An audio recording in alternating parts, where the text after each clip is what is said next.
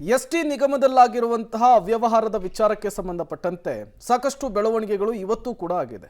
ಒಂದು ಕಡೆ ಇಡಿ, CBI, CID ತನಿಖೆಯನ್ನು ನಡೆಸ್ತಾ ಇದ್ರೆ, ಮತ್ತೊಂದು ಕಡೆ ಅಧಿವೇಶನದಲ್ಲಿ ಇದೇ ವಿಚಾರ ಪ್ರಸ್ತಾಪ ಆಗಿ ಗದ್ದಲಕ್ಕೂ ಕೂಡ ಕಾರಣವಾಯಿತು. At the same time CM ಸಿದ್ದರಾಮಯ್ಯನವರು ವಿಪಕ್ಷಗಳ ಆರೋಪಕ್ಕೆ ಇವತ್ತು ಅಧಿವೇಶನದಲ್ಲಿಯೇ ಉತ್ತರವನ್ನು ಕೊಟ್ಟಿದ್ದಾರೆ. ಹಾಗಾದ್ರೆ ಏನೆಲ್ಲ ಬೆಳವಣಿಗೆಗಳಾಗಿದೆ ಈ ಪ್ರಕರಣದಲ್ಲಿ, ಬನ್ನಿ ನೋಡ್ಕೊಂಡು ಬರೋಣ. ವಿಧಾನಸಭೆಯಲ್ಲಿ ಮತ್ತೆ ವಾಲ್ಮೀಕಿ ಗದ್ದಲ. ಸಿಎಂ ವರ್ಸಸ್ ಅಶ್ವಥ್ ನಾರಾಯಣ್ ಮಧ್ಯೆ ಫೈಟ್. ನಿಮ್ಮೆಲ್ಲ ಹಗರಣ ಬಯಲಿಗೆಳೆಯುತ್ತೇನೆ, ಸಿಎಂ ಗರಂ. ವಿಧಾನಸಭೆಯಲ್ಲಿ ವಾಲ್ಮೀಕಿ ಅಭಿವೃದ್ಧಿ ನಿಗಮದ ಅಕ್ರಮದ ಬಗ್ಗೆ ಪ್ರಸ್ತಾಪವಾಗಿದೆ. ಮುಖ್ಯಮಂತ್ರಿ ಸಿದ್ದರಾಮಯ್ಯ ಹಾಗೂ ಅಶ್ವಥ್ ನಾರಾಯಣ್ ಮಧ್ಯೆ ಜಟಾಪಟಿಯೇ ನಡೆದಿದೆ. ಬಿಜೆಪಿಯವರಿಗೆ ಸಾಮಾಜಿಕ ನ್ಯಾಯದ ಬಗ್ಗೆ ಮಾತನಾಡುವ ನೈತಿಕತೆ ಇಲ್ಲ ಅಂತ ಸಿಎಂ ಹೇಳಿದ ಮಾತು ವಿಪಕ್ಷಗಳನ್ನ ಕೆರಳಿಸಿದೆ. ಆಗ ಎದ್ದು ನಿಂತ ಅಶ್ವಥ್ ನಾರಾಯಣ್ ಏರುಧ್ವನಿಯಲ್ಲಿ ವಾಗ್ದಾಳಿ ನಡೆಸಿದ್ರು. ಪೇ ಸಿಎಂ 100% ಸಿಎಂ, ಸಿದ್ದರಾಮಯ್ಯ ಭ್ರಷ್ಟ ಮುಖ್ಯಮಂತ್ರಿ ಸ್ಥಾನಕ್ಕೆ ರಾಜೀನಾಮೆ ಕೊಡ್ಲಿ ಅಂತ ಒತ್ತಾಯಿಸಿದ್ರು. ಇದಕ್ಕೆ ಗರಂ ಆದ ಸಿಎಂ ಸಿದ್ದರಾಮಯ್ಯ, ನಿಮ್ಮ ಎಲ್ಲಾ ಹಗರಣಗಳನ್ನ ಬಯಲಿಗೆಳೆಯುತ್ತೇನೆ, ನಿಮಗೆ ಮಾನ ಮರ್ಯಾದೆ ಇಲ್ಲ ಅಂತ ಆಕ್ರೋಶವನ್ನ ವ್ಯಕ್ತಪಡಿಸಿದ್ರು. ಈ ಹಂತದಲ್ಲಿ ಗದ್ದಲ, ಕೋಲಾಹಲ ಉಂಟಾಯಿತು.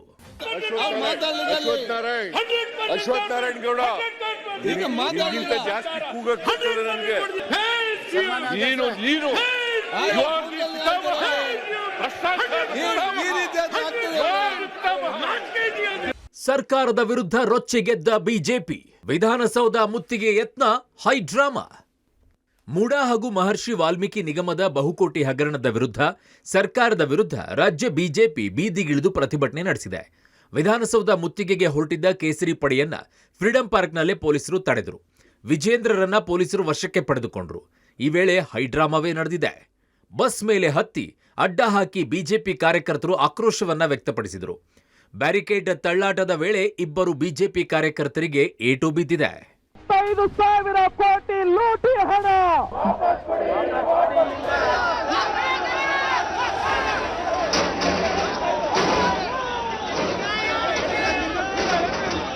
ದೊಡ್ಡವರು ಹೇಳಿದ್ದಕ್ಕೆ ಹಣ ರವಾನಿಸಿದ್ದಾಗಿ ಇಡಿಗೆ ನಾಗೇಂದ್ರ ಹೇಳಿದ್ದಾರೆ.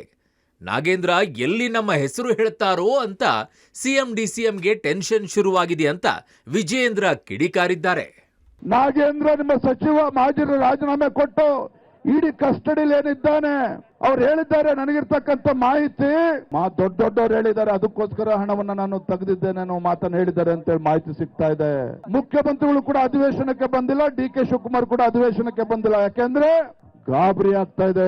ಯಾಕೆಂದ್ರೆ ಇಡಿ ಕಸ್ಟಡಿಯಲ್ಲಿ ಇರ್ತಕ್ಕಂಥ ನಾಗೇಂದ್ರ ಎಲ್ಲಿ ತಮ್ಮ ಹೆಸರು ಬಾಯ್ ಬಿಟ್ಬಿಡ್ತಾನೋ ಅಂತಕ್ಕಂಥ ಭಯ ಇವತ್ತು ಮುಖ್ಯಮಂತ್ರಿಗಳ ಡೆಪ್ಯೂಟಿ ಉಪಮುಖ್ಯಮಂತ್ರಿಗಳು ಕಾಡ್ತಾ ಇರ್ತಕ್ಕಂಥದ್ದು. ಕೋಟಿ ಎಣ್ಣೆಗೆ ಖರ್ಚು ಮಾಡಲಾಗಿದೆಯಾ? ನಾಗೇಂದ್ರ ದದ್ದಲ್ ನಿವಾಸದಲ್ಲಿ ದಾಖಲೆ ಲಭ್ಯ. ವಾಲ್ಮೀಕಿ ಹಗರಣಕ್ಕೆ ದಿನಕ್ಕೊಂದು ಟ್ವಿಸ್ಟ್ ಸಿಗ್ತಾ ಇದೆ. ಇಡಿ ಅಧಿಕೃತ ಪತ್ರಿಕಾ ಹೇಳಿಕೆಯನ್ನ ರಿಲೀಸ್ ಮಾಡಿದ್ದು 23 ಸ್ಥಳಗಳಲ್ಲಿ ದಾಳಿ ಮಾಡಿ 90 ಕೋಟಿ ಹಣವನ್ನ ಅಕ್ರಮ ಮಾಡಲು 18 ನಕಲಿ ಅಕೌಂಟ್ ಬಳಸಿದ್ದಾರೆ. ಈ ಹಣವನ್ನ ಲೋಕಸಭಾ ಚುನಾವಣೆಯಲ್ಲಿ ಮದ್ಯ ಖರೀದಿಗೆ ಬಳಕೆ ಮಾಡಿರೋದು ಬೆಳಕಿಗೆ ಬಂದಿದೆ. ನಾಗೇಂದ್ರ ಮತ್ತು ದದ್ದಲ್ ಅವರ ಮನೆಯಲ್ಲಿ ಕೆಲ ಪ್ರಮುಖ ದಾಖಲೆಗಳನ್ನ ವಶಕ್ಕೆ ಪಡೆಯಲಾಗಿದೆ ಅಂತ ಅಧಿಕೃತವಾಗಿ ಇಡಿ ಹೇಳಿಕೊಂಡಿದೆ.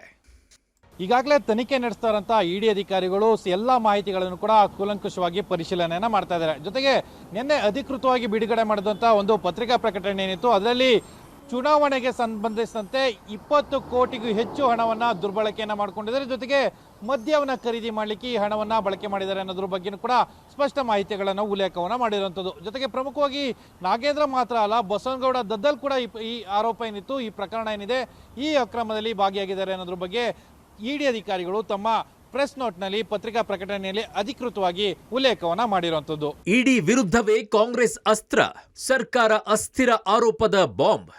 ಇನ್ನು ಇಡಿ ವಿರುದ್ಧ ಕಾಂಗ್ರೆಸ್ ಅಸ್ತ್ರವನ್ನ ಪ್ರಯೋಗಿಸಿದೆ. ಇಡಿ ತನಿಖೆಯಲ್ಲಿ ವ್ಯವಸ್ಥಿತ ಸಂಚು ನಡೆದಿದೆ.